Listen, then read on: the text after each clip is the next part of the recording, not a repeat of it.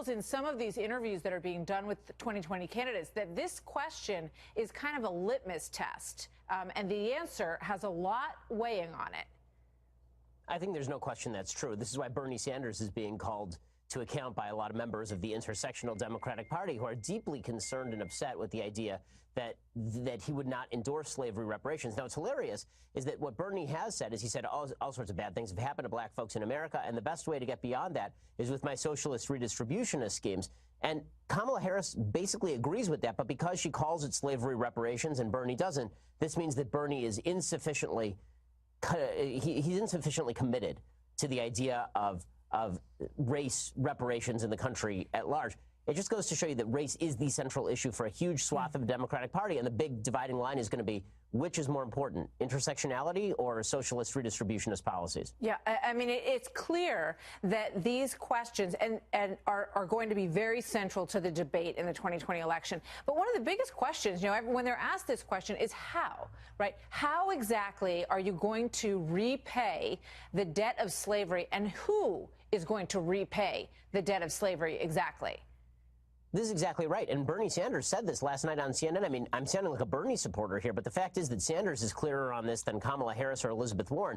And when Kamala Harris is asked how, she immediately begins citing all sorts of kind of normal Democratic government programs that she'd like to see pushed anyway, which is not slavery reparations. That's just what we call the Democratic political agenda. The reality is that slavery reparations per se are completely unworkable. Even big advocates of it, like Ta-Nehisi Coates, have failed to come up with any actual metric for how exactly we'd go about doing that. What do you do with, for example, Barack Obama, whose father was black and not from the United States and therefore not having history with slavery, and a mother who is white? Would his family receive slavery reparations? How about Kamala Harris, whose father is Jamaican and mother is Indian? Does she receive slavery reparations? From whom? Does she receive slavery reparations from me? My great-grandparents got here in 1907, long after slavery was over, and lived their entire lives in the North, where Jim Crow was not in effect. It's almost impossible. I think not almost. It is impossible to come up with a fair metric for recompensing slavery 10 generations after slavery's end. If you want to say that recompense should be had for people who benefited from Jim Crow, again, for people who were harmed by Jim Crow, I think that's an easier case. But again, it's going to be hard to determine who pays, who should get how much, and who receives. Yeah.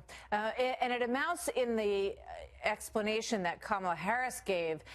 She talked about the LIFT Act, which basically would be a tax credit for any families who make under $100,000. And she said that it would, obviously include many families, but that it would include a lot of black families, in her opinion. So it is, as you say, another entitlement, essentially. And when you look at, the amount of money in America that is going to entitlements, you go back to 2008, $430 billion. In 2020, the projected is almost double, $807 billion.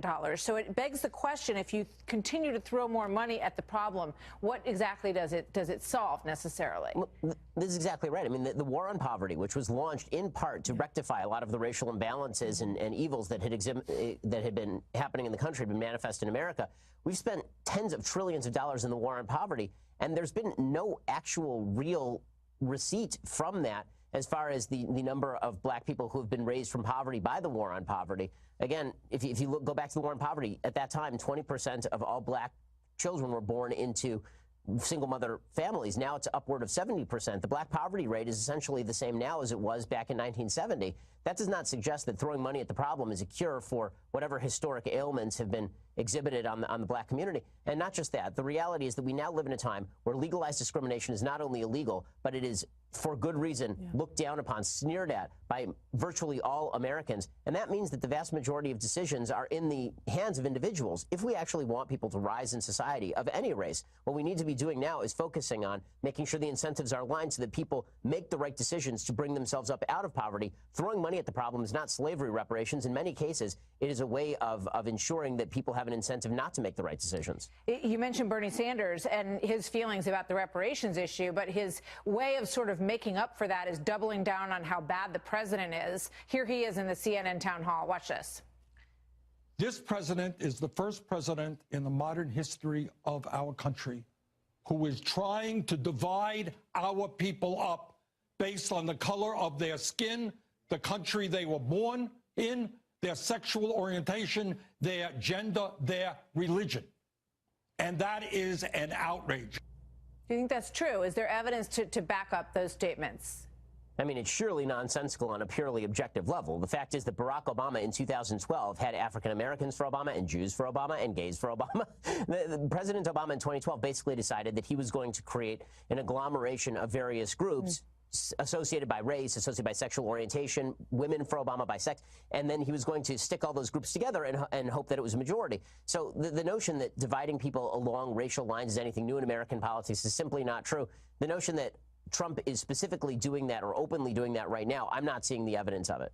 You know, I guess the big question is what works in the next election, because there's a lot of investment in this identity politics kind of avenue for these 2020 candidates. And where is the United States of America right now, do you think? Will this be something that is appealing to people?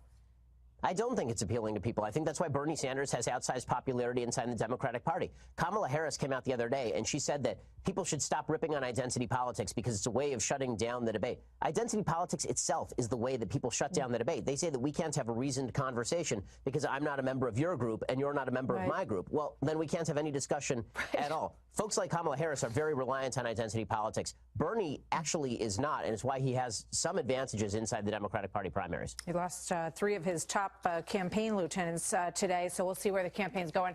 Ben Shapiro, always a pleasure. Thank you, Ben.